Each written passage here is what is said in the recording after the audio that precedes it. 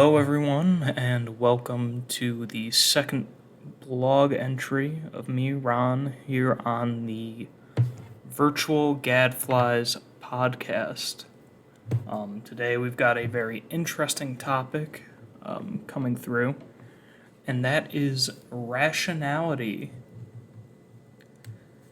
Now, I'm sure you're wondering how rationality plays a role here in some of the topics we talk about, and you'd be surprised to know that despite the fact that we think international relations is such a field of anarchism and quick thinking and fast-paced decisions, there is a pretty mainstream philosophy of international relations that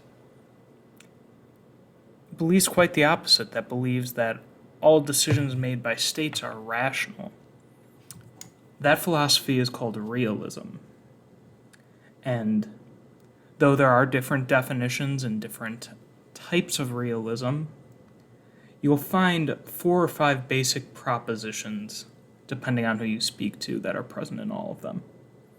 Alright, and I'm going to go through those and then we're going to focus in on the one about rationality. So those propositions are: the international system is anarchic.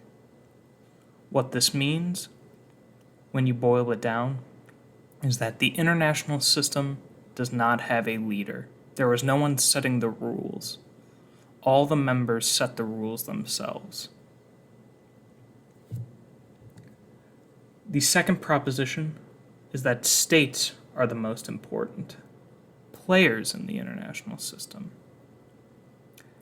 Not individual people, not NGOs, not humanitarian groups, not religions, unless that religion happens to also be a state, but states themselves are the main movers and shakers of the world we live in today.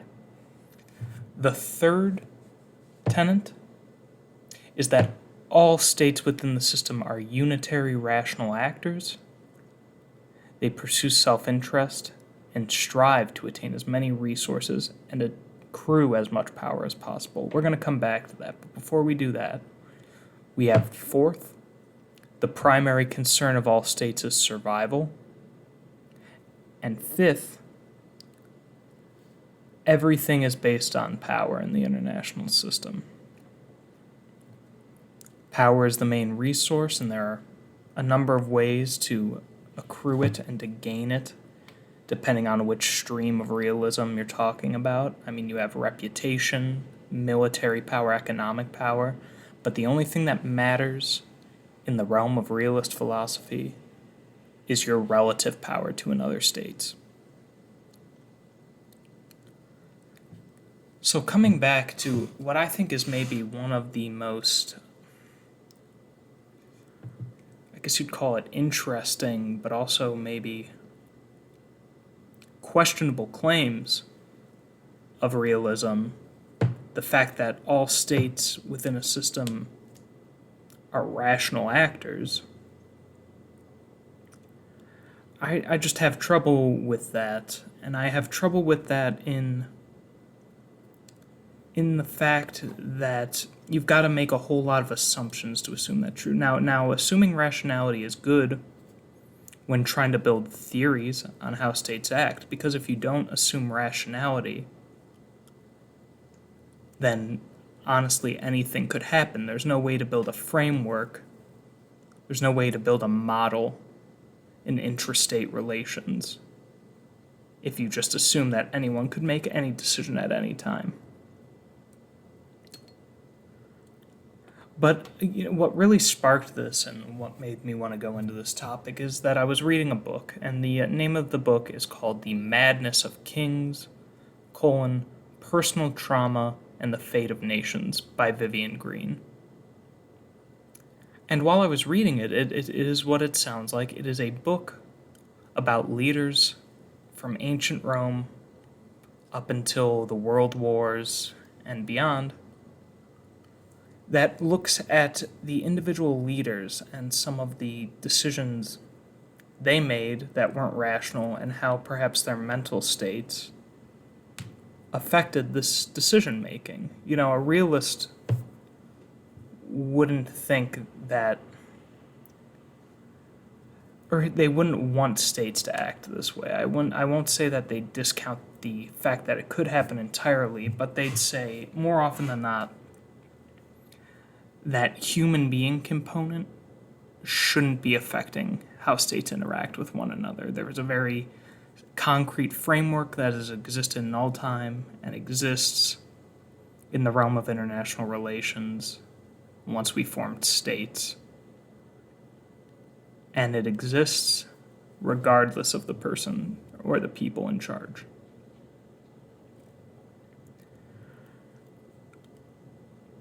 But I think to boil the actions of a state down to the immutable forces of an anarchic system is to do a disservice to the actions made by individuals who make up these states.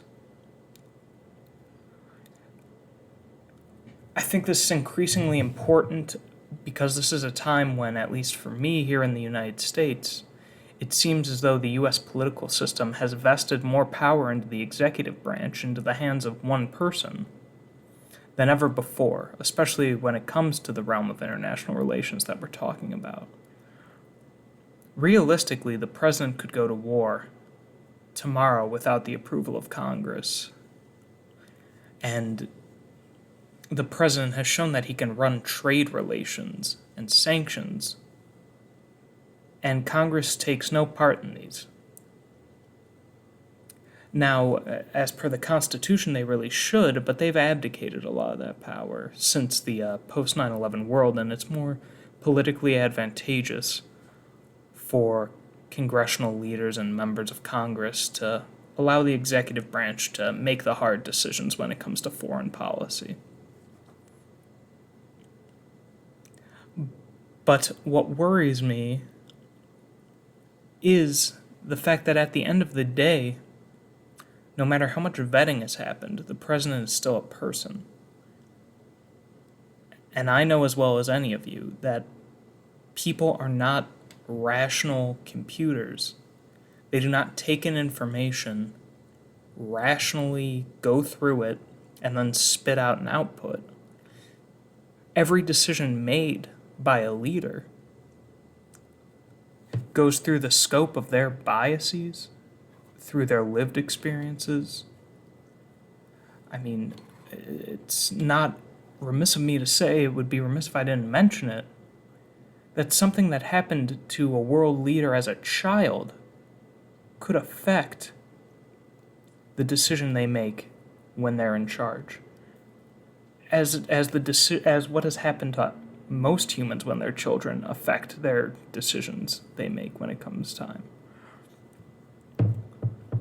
And some leaders are better at handling this than others, and I'm not going to sit here and name names or anything, but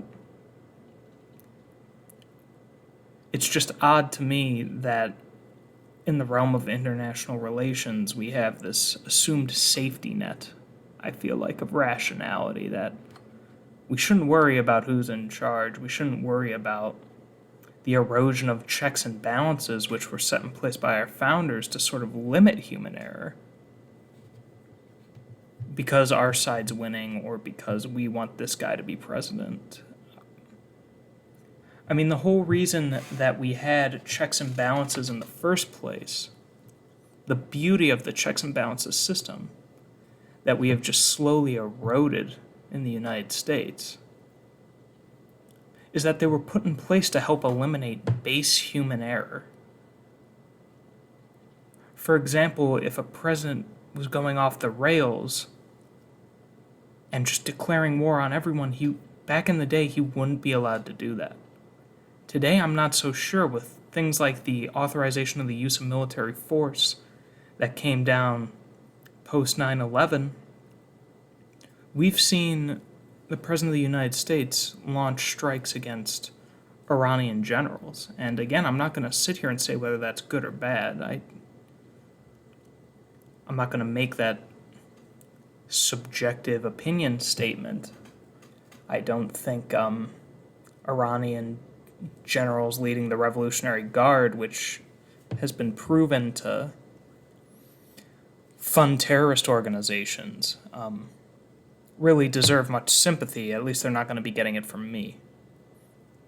But I do think that we've sort of taken the guardrails that were put in place off of the executive branch. There's a thing called the wisdom of the crowd, and this was, something that was actually proven. It was a saying for a long time, but it's something that's actually now been proven, that if you have a crowd at a state fair, and they ask to guess the weight of a cow, if you take all the guesses that crowd has made and average them out,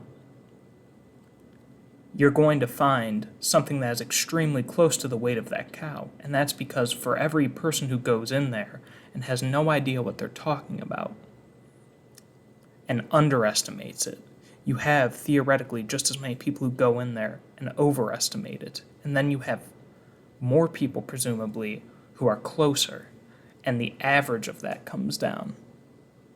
You're making up for human irrationality, you're making up for sort of the mistakes that can be made in decision making by having multiple people weigh in on the process. And what we've seen is we've just gotten rid of that. It doesn't exist anymore. Now we have a system, and a lot of other countries have this system, where one person is in charge, whoever that person is, they make the decisions, there's no check on them, and that's that. If they're wrong, they're wrong. There is no... Now, a good leader, and I'm not saying no one has done this, a good leader weighs his options and takes in the words and advice of others. And in the fast-paced modern world, sometimes it is necessary to make snap, quick decisions. But I just find it odd that if a modern-day Nero somehow made it into office, which is becoming increasingly likely as our electoral system here begins to care less and less about the person who's running and more about the political party affiliation of that person, got into office, they would essentially be able to make decisions without recourse. Now, this shouldn't be conceived, what I'm saying here, as a partisan statement, but we've let partisanship seep in and slowly erode the safeguards that were put in place by the writers of the Constitution, so much so that I'm sure people listening to this right now, if they're out there, will assign to me a particular political leaning and then wipe away what I'm saying, that, oh, he's the opposite political party of me, this opinion doesn't matter, he's obviously unhappy someone else is in charge. But no matter what my political leanings are, I just think we're in a better place with checks and balances in control. There is no cure for the human condition. There is no cure for a lot of our inherent irrationality and biases. Nothing can force rationality to win the day.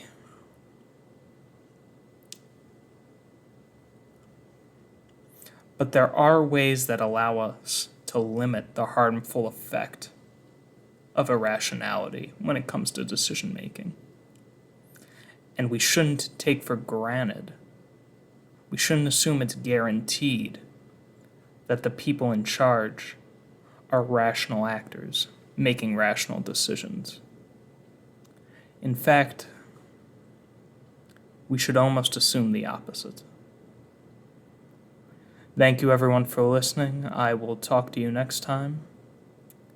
And please again leave any comments or suggestions if there's anything else you'd like me to speak about. Or else I'm just going to keep on talking about whatever pops into my head based off the book I'm reading. You all have a good day, and please follow us on the Virtual Gadflies YouTube page and check out our blog as well. Have a good night.